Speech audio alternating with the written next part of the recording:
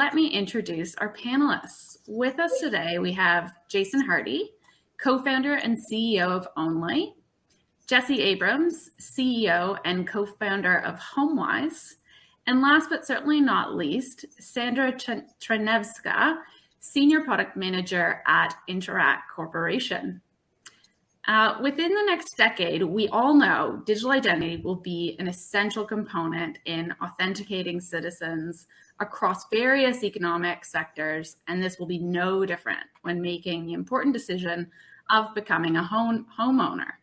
Having recently bought my first home, I can tell you that if there is a way to avoid the mountains of paperwork, I am all for it.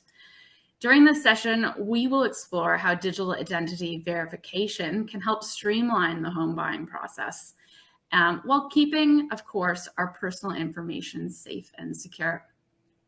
So before we begin, Jason, maybe you could start us off. In a few short sentences, can you tell us briefly about Only? Yeah, absolutely.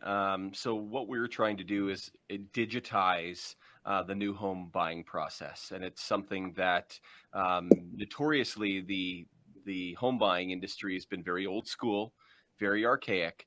And, so we've really been focused on bringing that entire new home buying process online into a much less fragmented, more frictionless online experience. I think the best analogy that someone gave me a month ago is, we're trying to build the Shopify for real estate. Jesse, tell us, what is HomeWise? We're actually a partner of Only, so we are the next step in the process. We're looking to simplify the home ownership process, starting with our mortgage platform where clients apply in minutes to get their best mortgage from many lenders. And similar to what you mentioned, Meagan, try to cut out a lot of the paperwork with digitization and simplification. And our goal is to be end-to-end home ownership platform. We also have a real estate part of our business, and we've partnered with insurance and real estate lawyers. So home ownership all in one place. Interesting. Sandra, almost all of us here, I think, will be familiar with where you work, Interac. We use it all on a daily basis. But what can you tell us about Interac and what's happening in the innovation space, especially regarding digital ID? Yeah, most of us know Interac associated with debit and e-transfer. However, I work on the innovation team, as you mentioned, and we're developing identity solutions to underpin the digital economy. And I know that's very high level, but our goal specific to this panel is to help drive the digital economy forward. And the real estate use case is a demonstration of our ability to provide digital solutions that enable that end-to-end digital user experiences. Awesome. So I think we've got a great panel here, as I'm sure you can all tell. So let's dig into it a bit.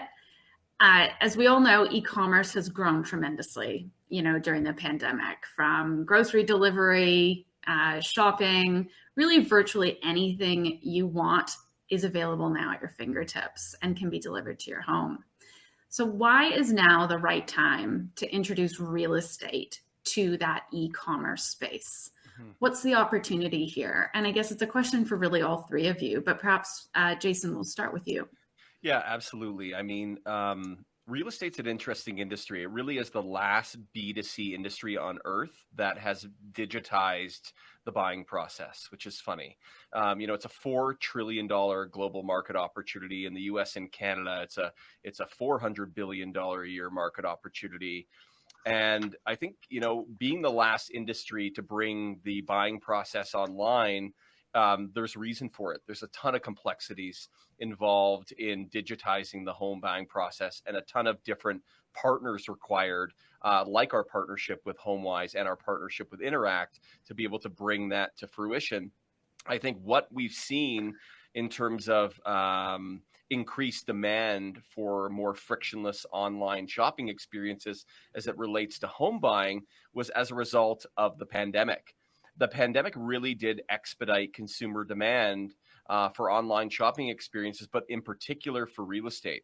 And one of the things that we find to be very interesting and very true is that in the day and age that we live in, we as consumers can do the majority of our research and due diligence on something we want to buy in advance of speaking to a salesperson.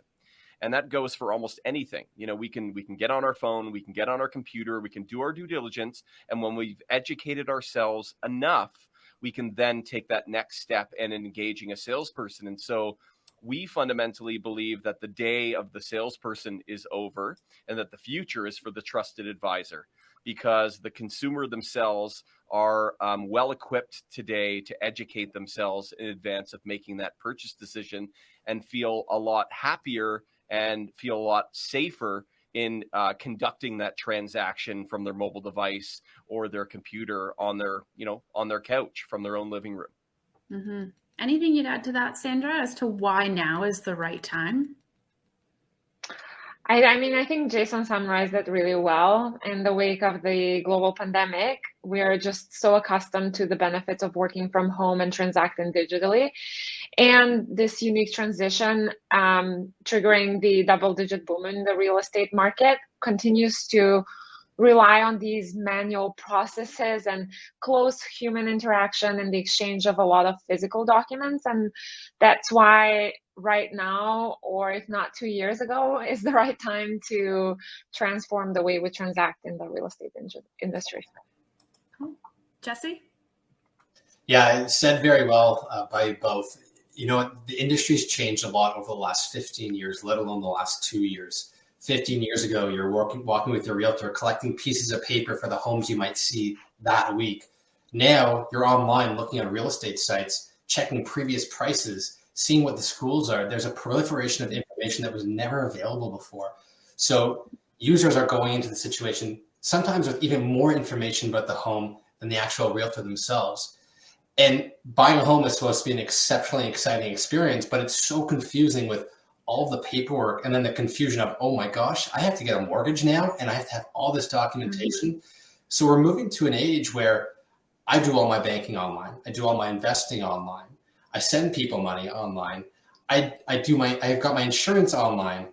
Why is real estate, which is one of the most important parts of our lives, which we do so much research for digitally, not done more digitally? And the ability to have technology help creates a much more transparent process, but also a safer process for both the buyer and the seller, because digital identity, which is a big topic today, is a lot smoother than sometimes an email or a signature that could come from anyone can be. Yeah. You've all raised great points around the benefits and why now it should be. I mean, in there I heard, the complexity of it, just so much, we're so comfortable online. I wonder if each of you could tell me what you think of how this could be more beneficial from a financial perspective. What's the incentive here for Canadians to conduct home buying online, and what financially could it do? Jason? Yeah, I mean, it's a dark black box that we're entering into with that. I mean, the pain points that you're eliminating are tremendous. I think, from a time and resource perspective, from the consumer's perspective, it's saving an abundant amount of time for the consumer. You think about the process of buying a home, and to Jesse's point, going out and obtaining your mortgage financing pre-approvals and doing FinTrack verification, your KYC verification. You think about the number of times you have to go to your mortgage broker and to the seller and to the lawyer and back to the lawyer and back to the seller and back to the mortgage broker. All of those steps are completely being eliminated and streamlined and put into this frictionless environment. The other piece of it too, and this is a bit of a hot button topic, no doubt about it, is with the comfort level of consumers increasing and being able to buy directly from the seller and being able to do their own research and due diligence, it allows the seller to connect directly with the buyer.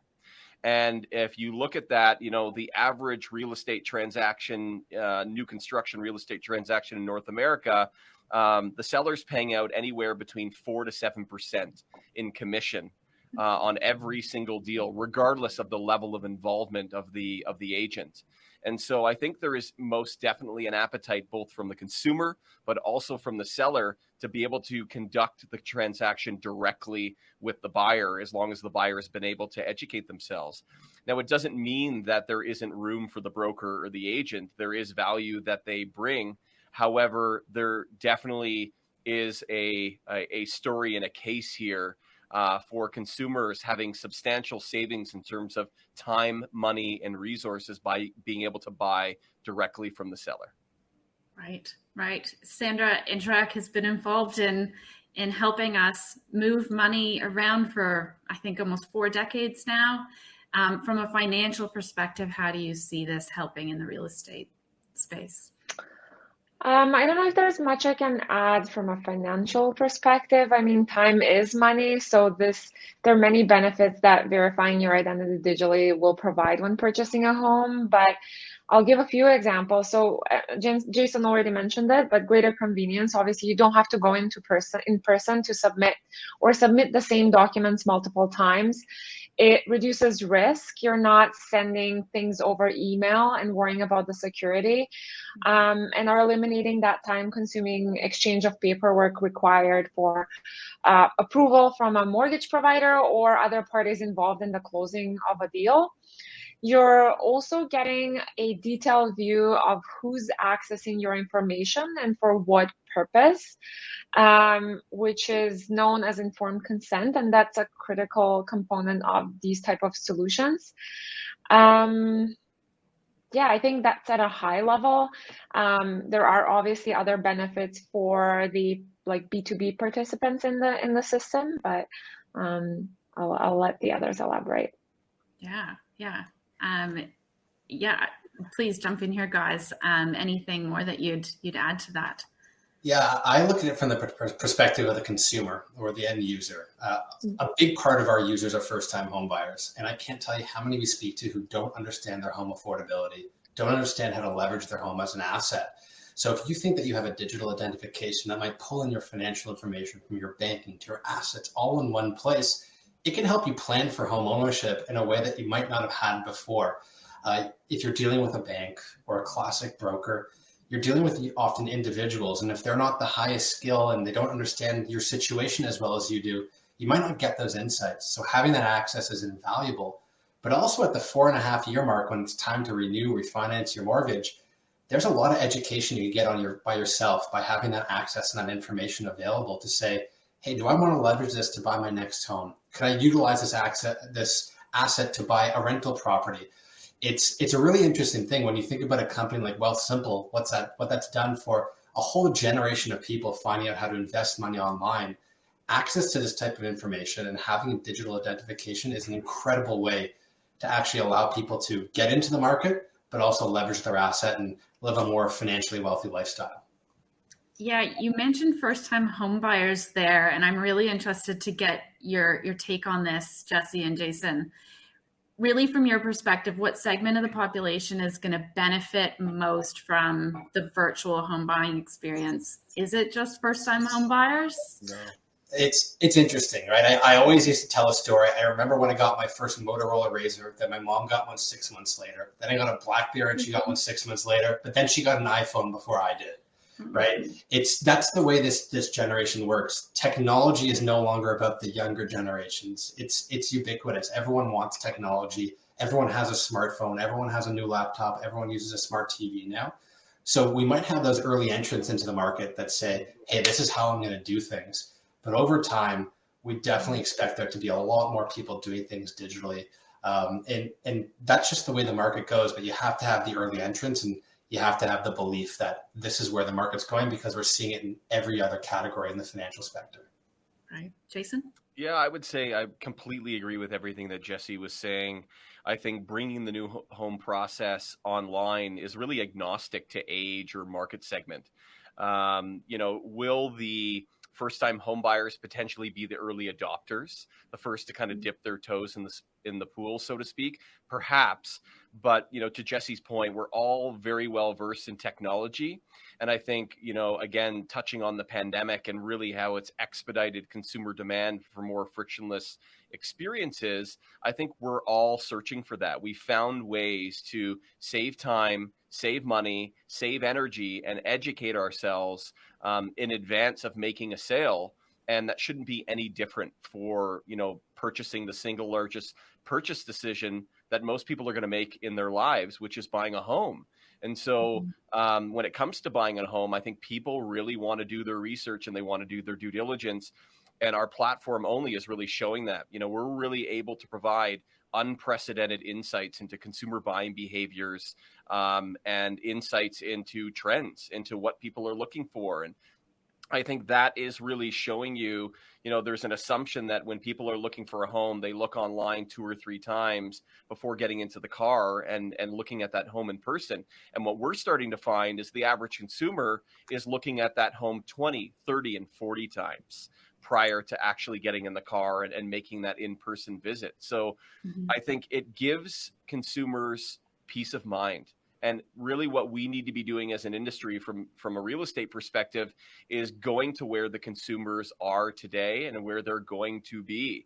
And consumers want to conduct these transactions and want to be able to do their research and due diligence online. So I think we have a responsibility as an industry to meet the customers where they are. Right.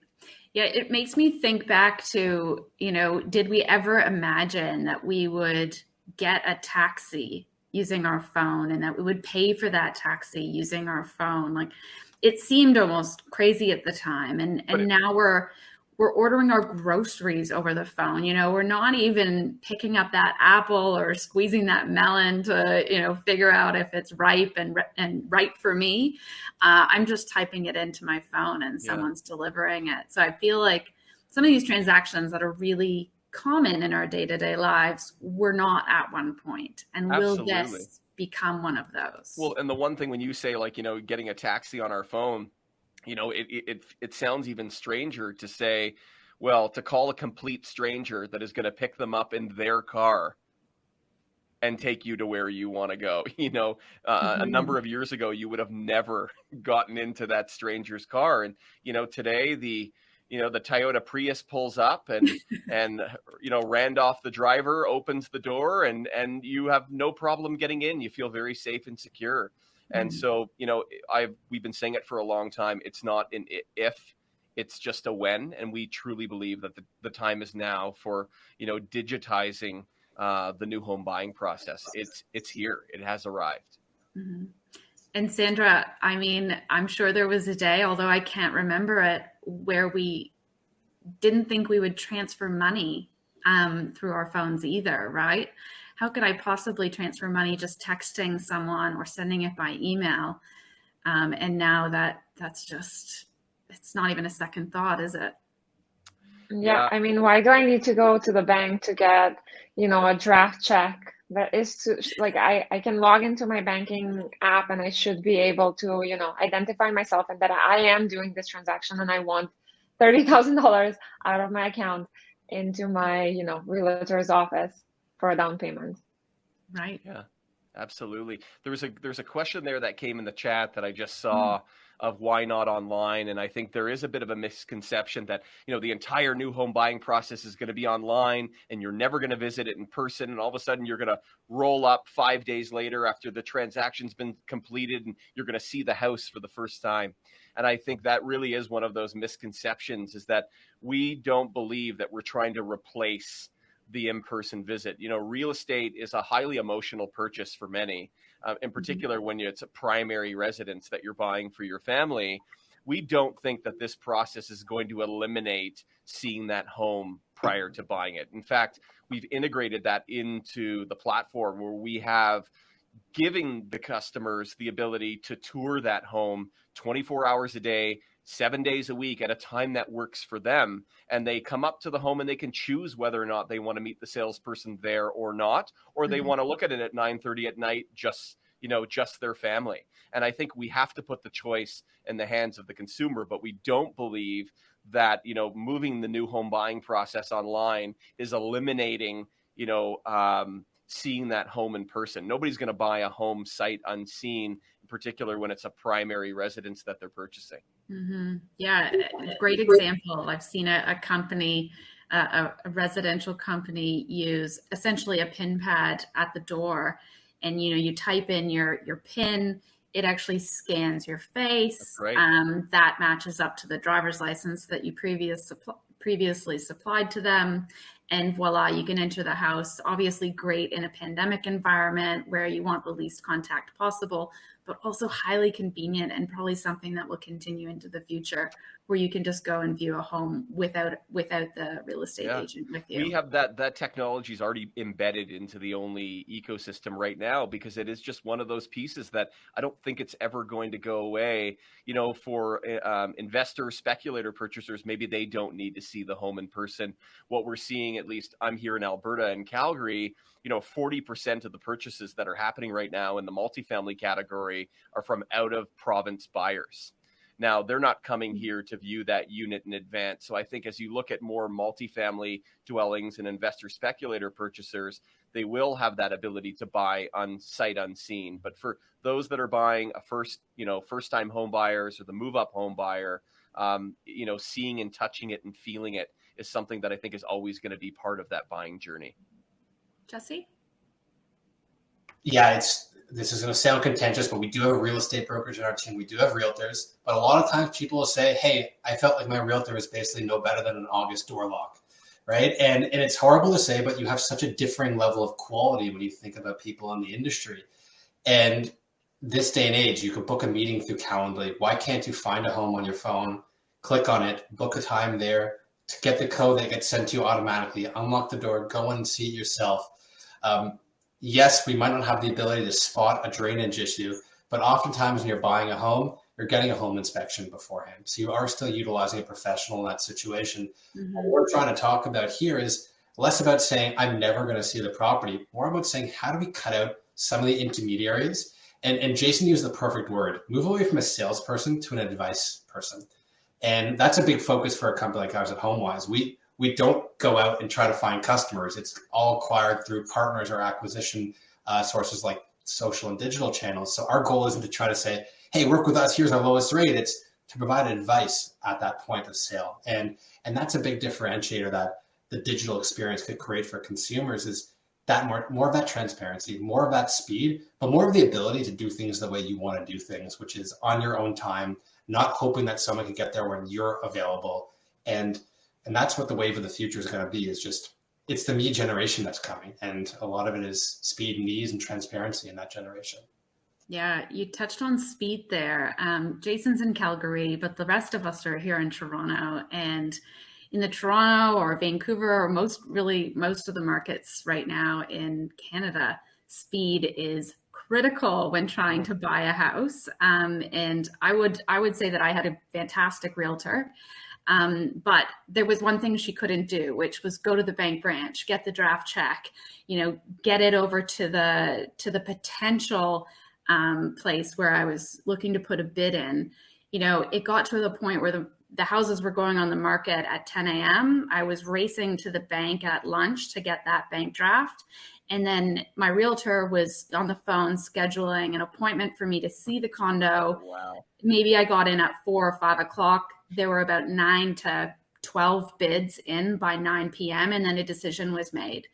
And it was just so labor intensive, right? The amount of time and effort that I had to spend doing all of that paperwork was incredible. And I can't imagine, being able to get the home that I wanted to because I was able to do something more quickly and more efficiently. And so stressful. You probably didn't get much work done that day while you're racing around the city back and forth between the seller and the lawyer and your mortgage broker. Don't tell my employer though, Jason. Yeah. And, the one thing that I'll say, which is fascinating, there are companies out there, Canadian companies like Unreserved, which is a phenomenal, Canadian company that's making some great news headlines these days. Part of the process is still a bit broken, despite the removing the friction and the fragmented approach that we're trying to do. The whole concept of blind bidding is crazy. It's in a hot market like this, you don't see that when the market's soft. And I think when the interest rates go up, the market will cool, hopefully substantially. But nevertheless, in the way that the market is today in the GTA and in Vancouver and many other markets across North America, this concept of blind bidding, which is permitted, should not even be permissible. It shouldn't really be allowed. So there's great companies out there like Unreserved, a Canadian company. There's Dorsey in the United States, which is doing the same thing on a larger scale, that are creating transparency in the bidding process. So when you know that there's 12 other offers, you have a clear understanding if they're legitimate and where you stand in the process, and it doesn't feel contrived. And I think there needs to be more of that, but there is massive resistance, from the traditional real estate industry pushing back against companies like Unreserved and the Dorseys of the world that are trying to change that. Mm-hmm. We've talked a lot about the benefits. I was hoping now to switch gears just slightly.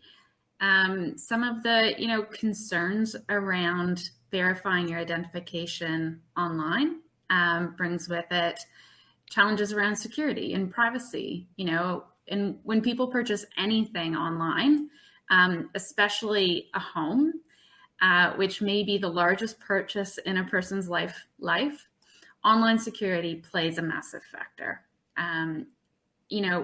Sandra, from your perspective and from, the perspective of Interac, how does the need for security factor into this kind of technology?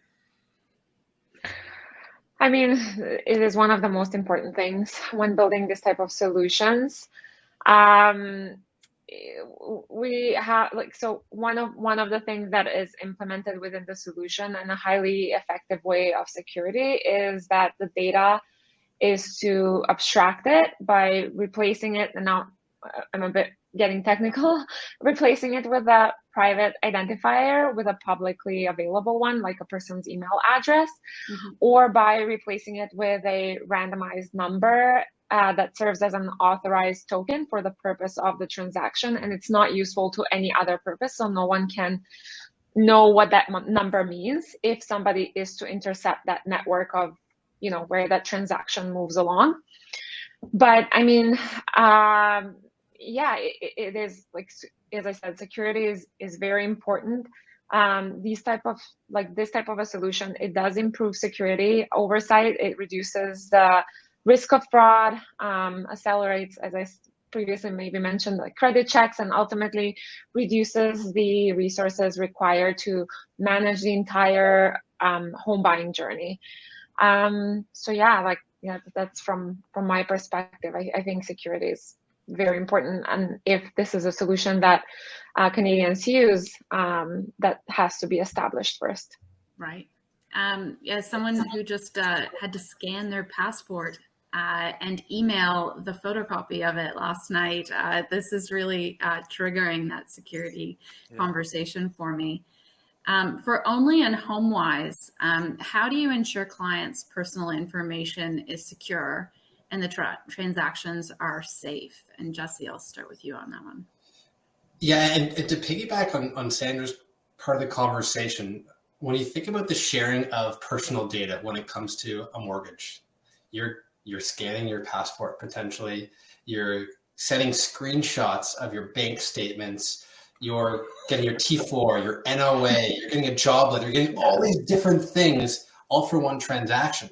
When we first started the business, we actually had someone on our team who used to work at one of Canada's larger banks, and her previous job there was to count the dots on the T4 on a certain line item because they could see if someone photoshopped their income at that point. And a real hot button issue in Canada is money laundering when it comes to real estate in places like Vancouver and Toronto. So digital identification is exceptionally important in ensuring that people are who they say they are. Their income is what they say it is. And overall, that the transaction that is happening is actually for that specific person. With a company like ours, we do have an online portal that is exceptionally secure. Our CTO, Madara, has worked with Canada's banks and built them for them in the past. And that was really important for us. But I can't tell you how many clients still prefer to send an email and just have it go through Gmail, and that's their trusted source. So when we think about the ability to move to a future where you can just log into your bank through Interac, that's a massive opportunity, because if you could pull their bank statements, their tax documents, everything that is key financial data all in one place, that's exceptionally secure. You're saving them a ton of time, but you're also getting the exact right information, and you can consistently see what's going on and get an updated version of it, because some people do make mistakes when they do get their mortgage approval and they decide, oh, I'm going to lease that car now because I need a car for my new home, not realizing that that's an issue when it comes to buying a home. So All these levels of transparency really help the consumer, but also help the financial institution evolve that the right people are buying the homes. Right. Jason?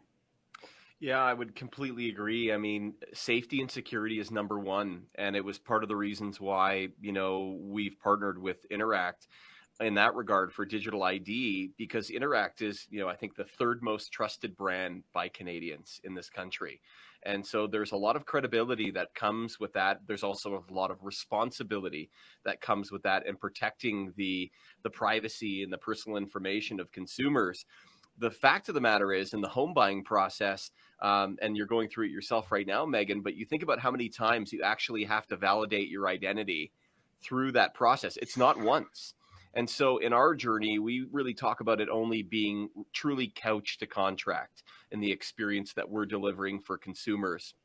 And in that experience, you're needing to pull out that identity, that KYC, multiple times for multiple partners within the equation. Jesse at HomeWise would need that in order to be able to grant you a mortgage pre-approval. The lawyer is going to need it. The seller is going to need it probably multiple times. And so the safety and security of that KYC, PII data is critically important. So it's one of those tools that, you can't hack it. We couldn't build something like that ourselves. We have to be able to partner with an organization like Interac and similar organizations in the US that do digital identity. There's Jumio and others like Onfido that are doing high-level KYC credential checks, are going to be really, really critical integration partners, and keeping that data private and safe and secure for the security and safety of the consumer. Couch to contract. Mm-hmm. I really like that. I think I'm going to use that in the future. Couch to contract. I like that. Jason, if I could just ask you to keep an eye on that, ask the speaker questions, that would be awesome. I don't know if we've got any more questions in there right now, but yeah, there was one there now. See Treefort Tech. Yeah, we know the gang over at Treefort very, very well. Actually, they were recently acquired by one of the largest title companies in the country, Stewart Title. And Treefort's an amazing company, a partner of ours, most definitely. They do great, great work. We're big fans. There was another question there about what's our business model. I don't know who that question's pointed at, but for us, I mean, I think Jesse's a mortgage brokerage, so the business model's, I think, relatively straightforward. For us, we have a platform fee for the seller. The consumer doesn't pay in our business model. At the end of the day, that's the most important piece, is those that pay in our business model are the sellers. They pay a SaaS platform fee, and then there's a transaction fee. So every transaction that's facilitated by the Only platform. So we allow the consumers to truly go from couch to contract, and they're doing their what we call an Only verification, which is mortgage pre-approval and identity credential verification via our partners at Interac.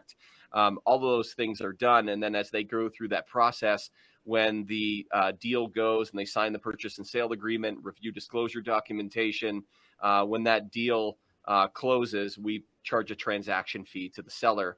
And the transaction fee is literally a fraction of what they're currently paying in outside commissions today. Cool. Jesse, anything you want to add to that before we jump on?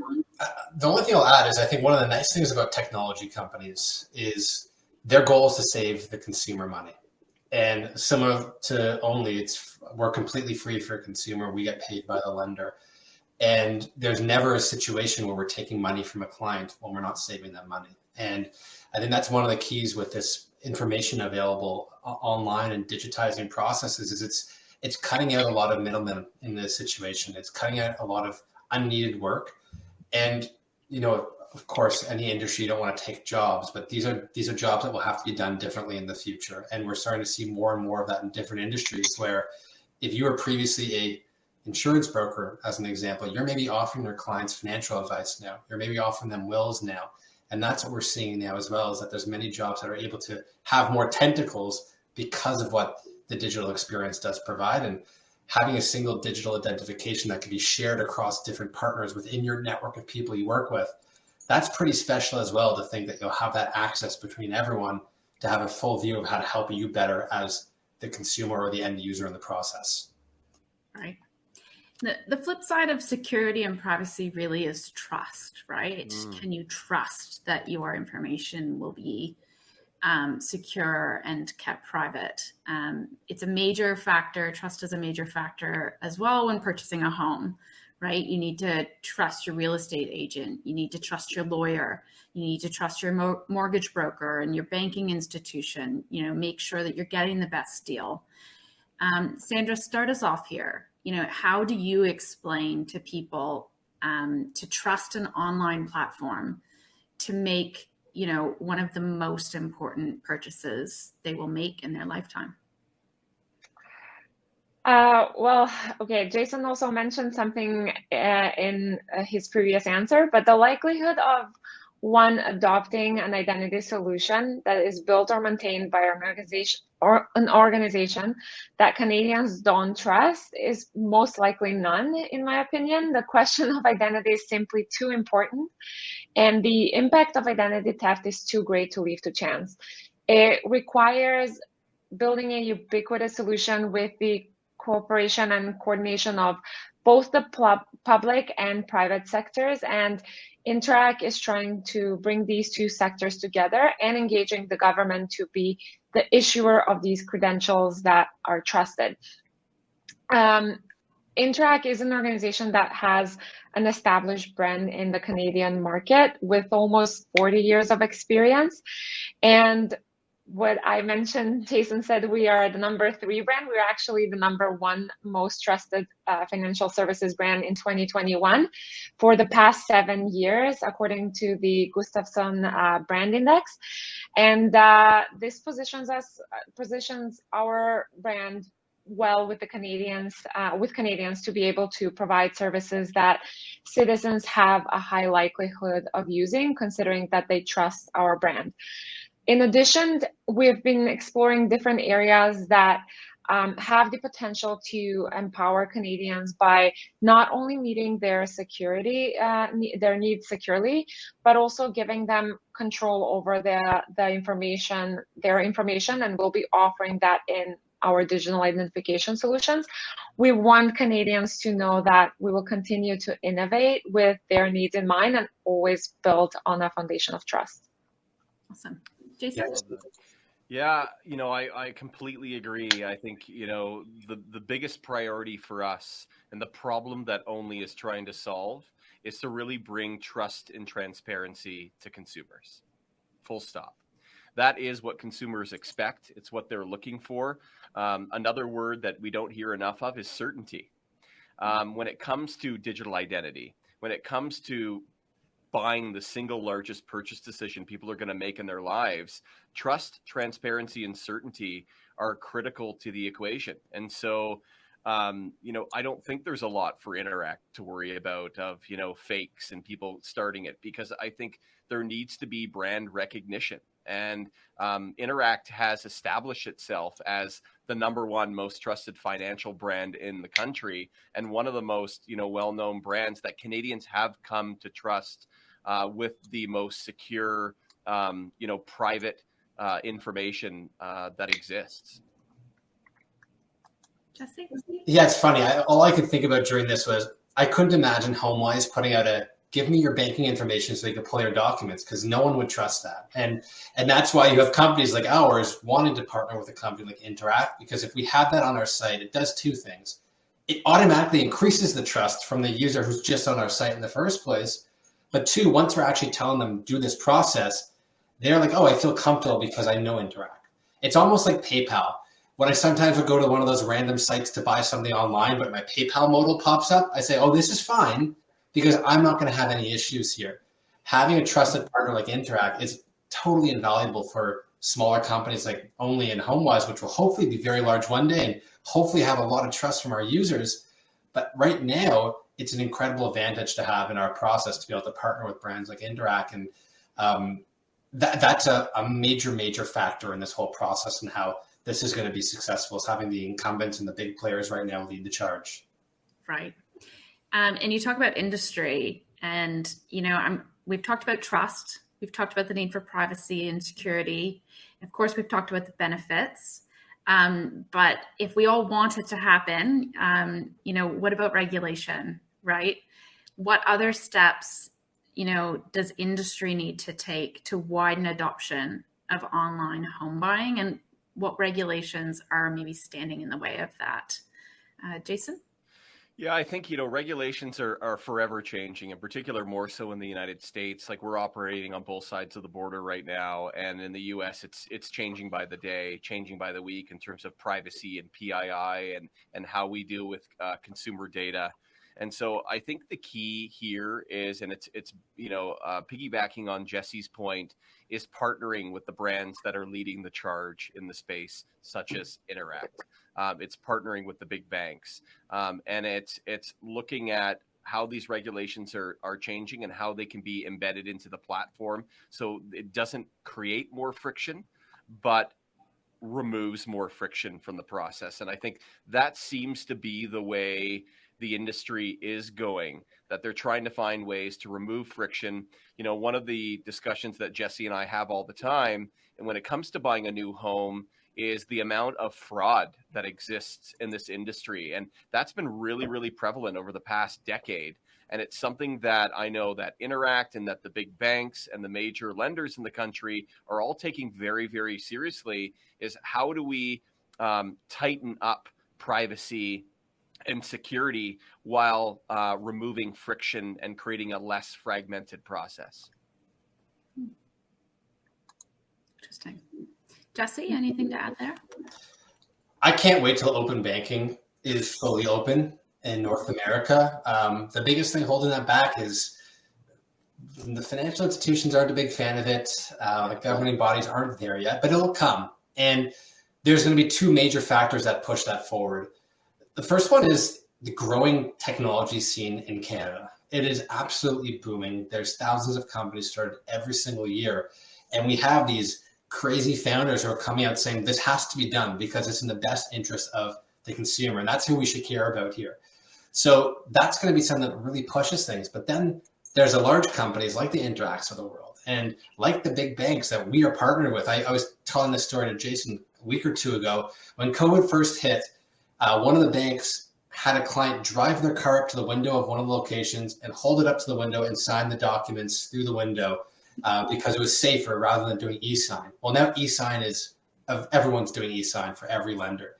And that's going to be the big thing, is once people start to realize, and once the larger companies, the tech companies, they all sort of come together and say, the number one most important thing we're doing here is making the process faster, easier, saving everyone money, because the largest companies are going to save the most money because we're going to cut out a lot of paperwork. That's going to create change. And we need the government to get involved in this and say, this is important, because open banking is a contentious issue. And we've all seen those letters going around LinkedIn saying this is why all these tech companies want it. But it's hopefully going to come in the next 2 to 5 years, and that will make a big difference. That's great. Just looking at the time, we've got about 1 or 2 minutes left. Just want to make sure we're covering off anything that's maybe in the chat. Jason, any last questions in there that you can spot? There's a question there from Ron. Fraud, money laundering.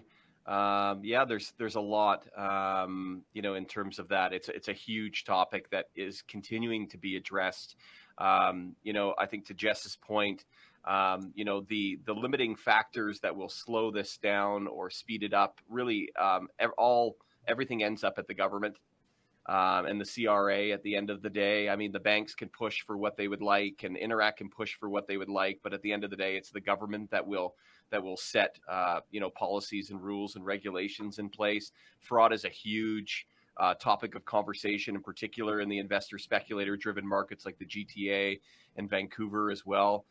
So that's always going to be a hot button topic. But I think at the end of the day, if our North Star becomes providing trust and transparency to consumers while being able to remove friction from the home buying process, I think, if we stay focused on that North Star, I think collectively with all the amazing companies that are innovating in the space, like Interac, like HomeWise, like Only, and many others, I think we're going to get there.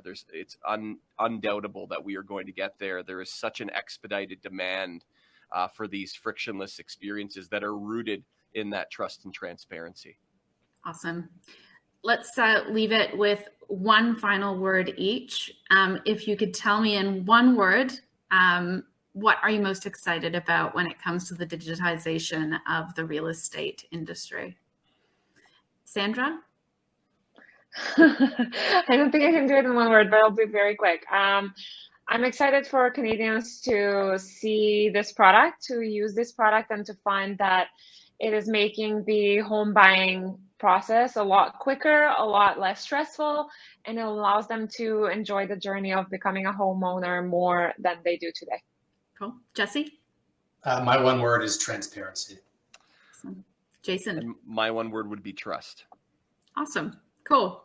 Thanks everyone for joining our panel today, and thanks for everyone who joined and watched and asked great questions. Thank you, Jason, Jesse, and Sandra. Appreciate your insights. You've set this conversation up well, and I'm sure we'll be having a lot more discussion about this as we move forward. Have a great rest of your day. Thank you. Thank you. Thank you.